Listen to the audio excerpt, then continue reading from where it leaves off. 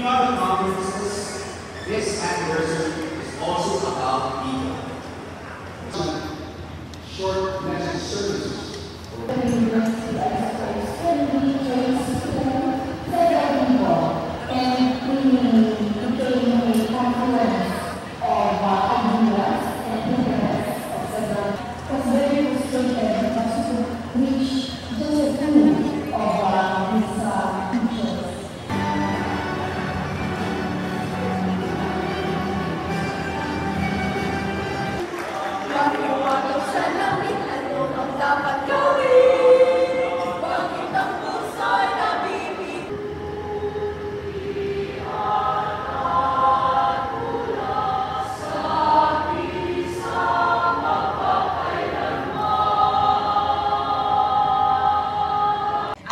Iba din yung experience at saka iba yung parang chapter natin.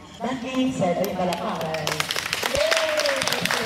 Student Power. So, good afternoon everyone. Ako po si Mariton, kasalukuyang tagapangulo ng sinagtala ng UPOU.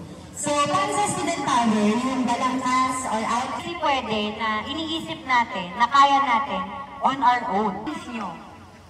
Nakakapansin ba kayo kung majority ay mga Filipino authors, Filipino topics? Maraming salamat. Iskola ng Bayan!